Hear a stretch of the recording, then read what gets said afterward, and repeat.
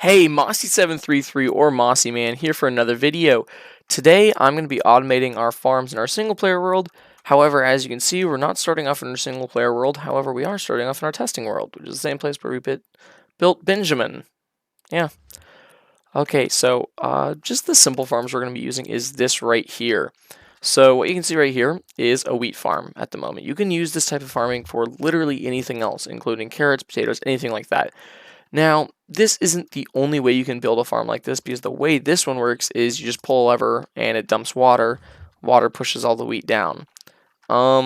That's really as simple as it is. Whenever you flick this lever, it harvests it. And you do it twice again, and it picks it all back up. Now, it's not a perfect system, because this is like the very basic, like this is what it is from the very start. There's nothing special about it. What I have done on this world though is I increased the tick speed to help show you the idea and the basis behind each one of these farms that we're actually going to be implementing into our single player world. So yeah, as you can see, it's going to start growing back. Whenever it does get grown back, you can flip the switch again and harvest it again. That's how we're going to be setting up, or most likely going to be setting up our wheat farm. Right here, you can actually start hearing that one. That's the loudest one. That's our sugarcane one. This right here is our melon farm. It's a really good melon farm. But like I said, yeah, tick speed's turned up a bunch. The way it works is really simple. Really simple redstone. Observer is looking at the stem. Whenever it grows, a melon block right there, the stem bends. Because the stem bends, the observer goes off. Piston pushes it down because the observer noticed it, sent a redstone signal through these into the piston. Piston pushes it down underneath into hoppers, which then go into here. So that's how we're going to be setting up our melon and pumpkin farm, because they both work the exact same way. Then for our sugarcane farm, we're doing something a little bit more complicated, and it actually requires more redstone as well as some other things that we haven't done before. I don't know if you can already hear it, but I'm trying to stay away from it because of how loud it is. But it requires 5 normal pistons, which you can actually see all in the screen, and then 2 sticky pistons, which are those 2 right there, and an observer, and also 1 hopper. Now, just in the time that it's been built, and that I've been setting the rest of these up and started this video, it already did almost a whole line of sugarcane. So yeah, there's this right here is just, that's nothing. But yeah, this is the whole design.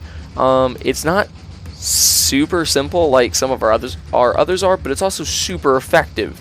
So actually, let me see if I can turn down the music, because it might just be me, but those are really loud. Will this do it? That's amazing. Yeah. Do I also have my music turned off? There we go.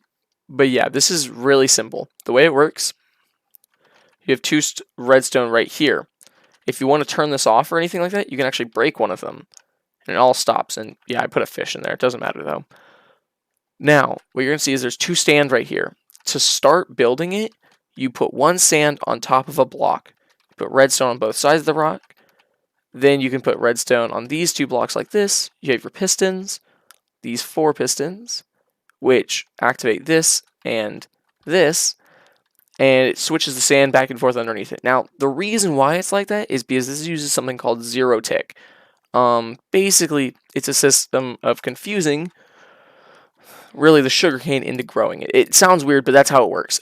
Because even if we change the actual tick speed of this world back to 3, which is the starting value, you still get the speed just as fast from the pistons and from the sugarcane. This all slows down, but that one doesn't. No matter what, this will always be fast. So yeah, it's just a weird thing, but we're going to be adding it into our single player world. So, yeah. To the single player world. Just right here, we're going to see what we currently have, which is this stuff for our farms. Nothing fancy at all, but we're going to be converting it, because there's other automated farms I could do for this, but this is just the system I picked that I think would be best, since it's fully automated and we wouldn't have to touch it or worry about it later on. yeah. In the meantime, I don't really have the supplies or anything to collect this stuff because if I check, yeah, we have plenty of redstone and iron and stuff like that, but we don't have any slime, so I'm gonna have to go to that swamp biome we saw over there and camp out until slime spawns. In the meantime, I'm probably just gonna cut, but I'll come back whenever I get all our supplies. Which, like I said, for our automated sugarcane farm with the 0-tick system, it's going to be five normal pistons, 2 sticky pistons, and an observer, and then obviously a hopper. Our melon and pumpkin farm, it's going to be a single piston and a single observer for however many like units of that we want to make. And then for our wheat farm, it's just going to be dispensers.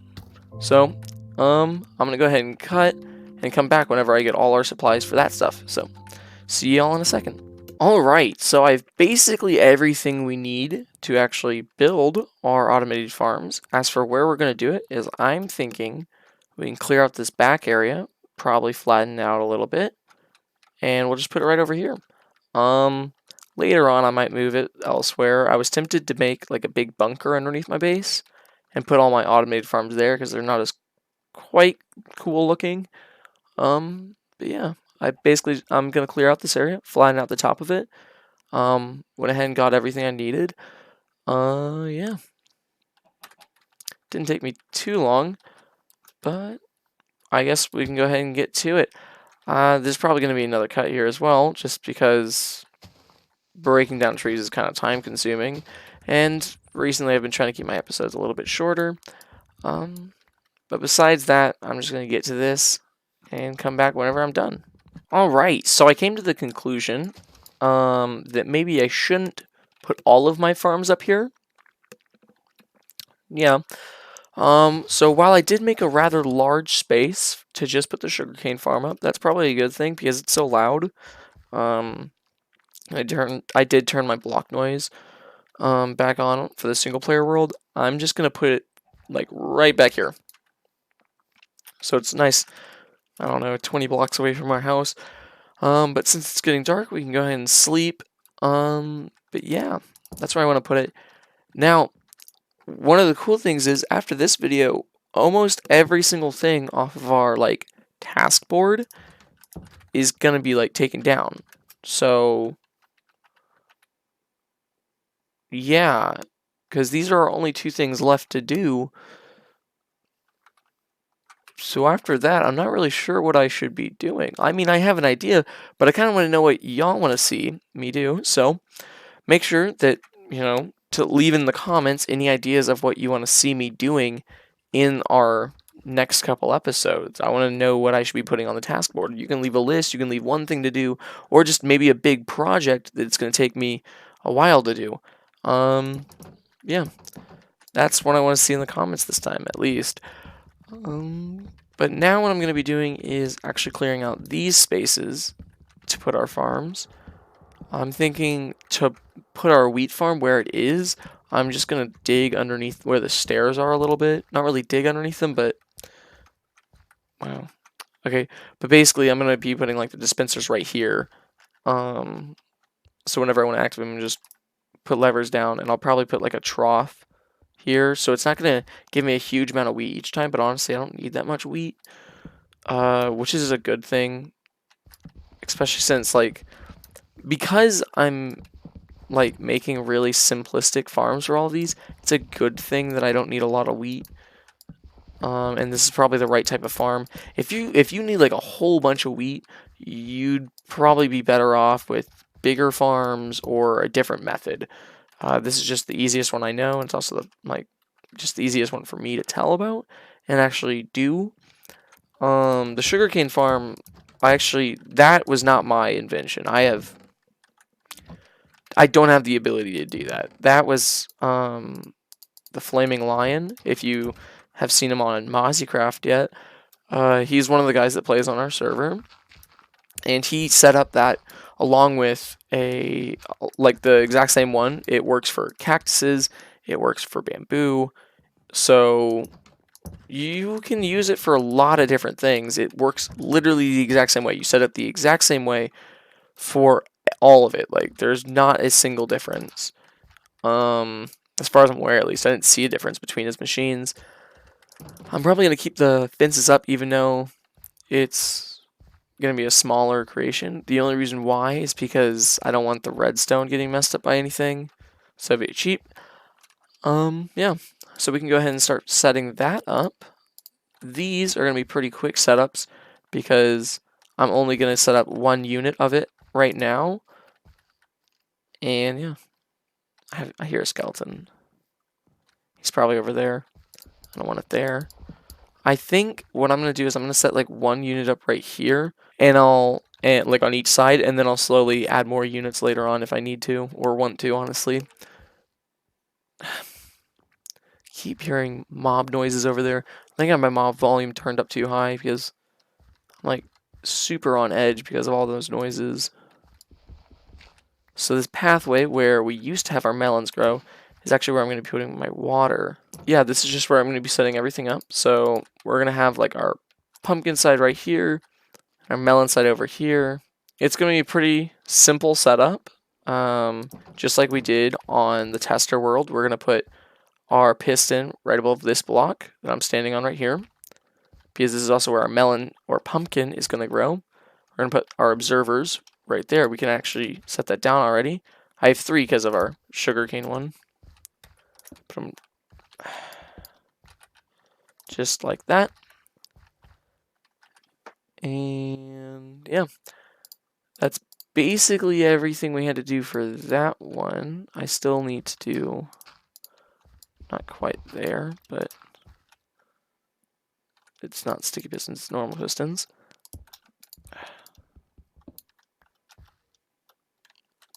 There.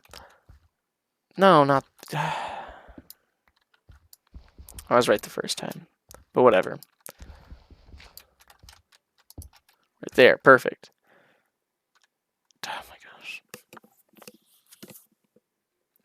I just can't think straight right now. I'm not really sure why. I think it's all the mob noises are just getting to me, guys.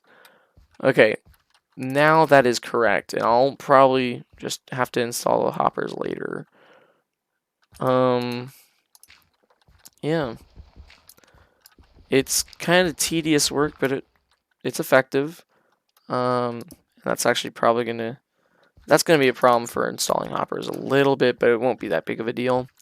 This is basically started. I just have to get the melons to actually grow and connect the redstone to the pistons, and then it's, you know, gonna work. All I have to do after that is set up the chests and hoppers. So we already have something started at least.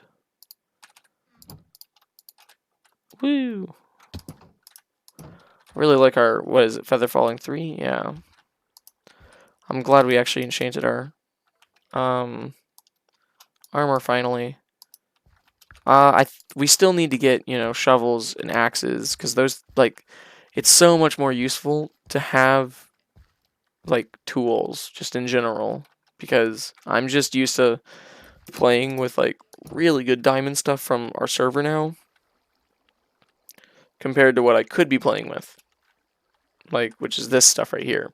So I'm used to playing with really good diamond gear, and I'm stuck with this. And does it still think there's water here? Where is my... I think there's a bit of a graphical glitch going on right now. There we go. Whoop. And to keep him from bothering us, I hear that skeleton a lot more clearly. There he is. Whoop. Hey, buddy.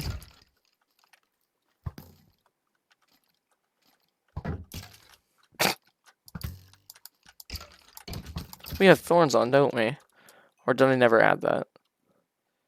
No, I never got thorns. That's kind of disappointing. Thorns is awesome.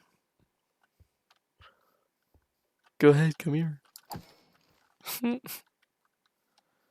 Yeah, I really do enjoy having... Are there more skeletons? I really need to go light up one of these, like all of these caves. Or just turn down my volume. Oh, yeah. So the observer has already sent its its signal out, so it won't activate now. But in the future, we need to actually have that linked up. Now it's linked up, so you'll actually see the piston go down. Yeah, because this straightened up, it sends another signal. And I think I'll just be using oak on that side and then birch on this side. Keep it pretty. Cool. Pumpkins also produce less like space whenever they do grow, so it won't take nearly as much space. I'm thinking to actually get the harvested stuff once we put the chests in, I'll just put like a room underneath this and that the hopper leads to. But for now, our automated farm for our melon and pumpkin is set up. It looks very minimalistic because it kind of is. They'll get more complicated and better looking as we go, and I'll add more of these units. So it'll be like an observer right here set up with another seed right here. So it'll be every other block. So that's just 1, 2, 3 that I can fit inside this little room right here. So we're going to have 3 melon units set up at some point in time and 3 pumpkin units set up at one point in time. It'll take a little bit before we get to that point. But until then, this is what we have set up, and I'll probably do a little bit of work in between. But yeah, this is our melon farm set up. I'm thinking we can do the sugarcane next one. For that one, I'll probably just cut out the building process of it because it took me a good couple minutes the first time I tried it. Admittedly, that was because it was the first time I'd built it like ever, and I was just like, I asked Nick for the link to the video, like I did for the record, or like just typed out instructions or anything like that. He didn't. He just said look at the one on the server, which I did, and I copied it and it worked. It's just that it was a lot harder that way. It took so much longer because I didn't know how to do it. But I'll cut back to having the sugarcane farm finished. All right, so I went ahead and made it. Our choice block was just full oak logs, but they're not the oak logs that really have like ends. They're the ones that wrap all the way around with bark. I didn't turn it on just yet. All I have to do is place the second sand. As you can see, we have our observer right here that activates that one on top. We've got our sticky pistons, our 5 normal pistons, and of course our water with hopper right on top of it, our torches and redstone. So everything's set up. All we have to do is add this, and it's on. And the only way to turn it off now is to actually break the redstone in the back. So yeah, we already have 3 sugarcane. So I'm probably gonna turn this off for lag reasons because I don't want my game getting really slow while I'm playing. And I'll just turn it off once I get a full chest or something like that, because yeah, we already have quite a bit over here. What I think I'll do now is, because I have that automated thing, I can actually get rid of this, but before I do that, I need to automate this. That one's going to be a little bit more simple because of, well, the nature of like how we're going to automate it. All we have to do, dadgummit, it's a great amount of skill. There we go. And we have to make some more buckets to actually put in our dispensers. Again, this isn't going to be like a full automation thing or anything like that. We already actually have our buckets over here. So it's not going to be nearly as complicated as you're going to see in a second. Because that's basically one side done. Oh, there we go. Just ruining things like always. And then we have our second side. Oh, that was on purpose. Yeah, you might actually recognize this from our thumbnail. Hope y'all like the roofing. I, did a little bit more work after the video was over, but, it was for the thumbnail. But whatever. And I replaced the diamond suit that you see in the thumbnail with the iron suit that we used to wear. So that won't actually cover everything and get rid of everything. I also want to get rid of most of the water right here. I'll leave this side with the water normal. I might even just automate this side alone. And I'm going to be putting the water underneath the cobblestone right here. So what we're going to do is just dig underneath here and put water. The reason why is because I don't want the water mechanics right there messing up the water from the dispenser, because it will do that. What's going to happen is if I turn this on, it's just going to flood water right in there and it won't do anything to it. Like, it won't spread past that. Like you saw there, actually, normally water would spread 8 blocks out, but because there was water right here, it just flooded right back into here, and it won't actually go anywhere. That's the reason why we're covering up the water that we use to hydrate our crops right here. Yeah. It's kind of like, it's something weird, but it's something that's also kind of necessary to the water mechanics in this game. It's just the way the game works. It's not something bad that I'm necessarily against or angry about, but it'd be nice if it didn't work that way, because it would make my job easier, but really just for this occasion. And I think I'm just gonna, yeah, I'm just gonna automate this side, because, like I said, I don't need a whole bunch of wheat, and if you do need a whole bunch of wheat, this probably isn't the right type of farm for you. It's a very good beginner farm, and I would classify ourselves as beginners. While I'm not a very big noob when it comes to this game, I'm not amazing with redstone. Like, I'll just say that right now. I'm actually rather bad with redstone. One thing we can actually do is to take advantage of that water to keep like it from flooding into here, which actually I'm not even going to bother with that, because that's just going to make it more complicated. What I do need to do, though, is move this from where...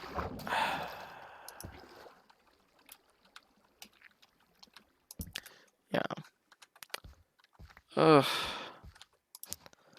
I feel like a bull in a china shop. Okay. I'm going to space these out evenly. Right around, I'm thinking, here. Yeah, perfect. So now it's 3 blocks in between the 2 dispensers, as well as 3 blocks away from the edge. So that should work out. Along with being at redstone, I'm also at math. So yeah, it might work out, might not. And I don't know if I explained this in earlier episodes. You literally can't plant seeds in certain areas if there's not light. So that's what you saw for a second when I was right-clicking on the crops, but they weren't going down. That's what was happening. Now what I need to do is actually put the water in here, put a lever behind it, and that's basically all we have to do. And look at that. We have kind of automated wheat farms. We have a completely automated melon and pumpkin farm, which needs to be lit up at some point. And we have a super automated sugarcane farm that literally produces too much sugarcane. It's also super loud, yeah. In just the time that I put together our wheat farm, we already have almost 2 stacks. Alright, I hope you all enjoyed. I hope you actually find this useful, because I know I found out the 0-tick farm from Nick, or Flaming Lion, was super useful for me, because it was very helpful for getting paper for the rockets, for elytras in the multiplayer map. So I like that I found that out. That's very new to me. I've known these melon and pumpkin farm ones for a while now. I hope y'all find it useful. So yeah. Hope y'all enjoyed. And like I said, I need more tasks on my task board. So make sure to leave that in a comment. And yeah, I'll see y'all later. Bye.